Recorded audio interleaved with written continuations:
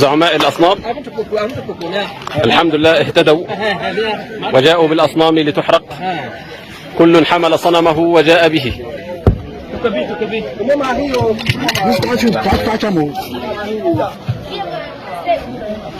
هذا أفضل يوم طلعت فيه الشمس على هذه القرية، حيث جمعوا أصنامهم.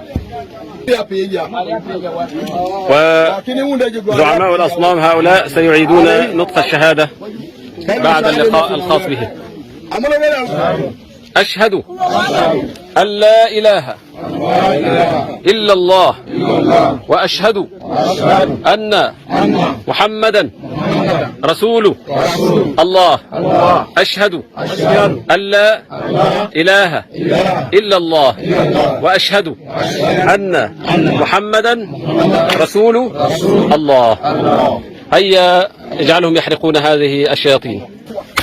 الله أكبر، الله أكبر. قل جاء الحق وزهق الباطل إن الباطل كان زهوقا.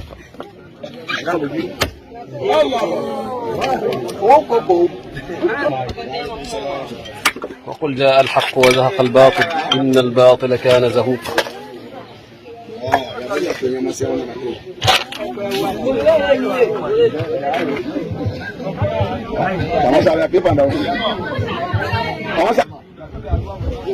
الله أكبر.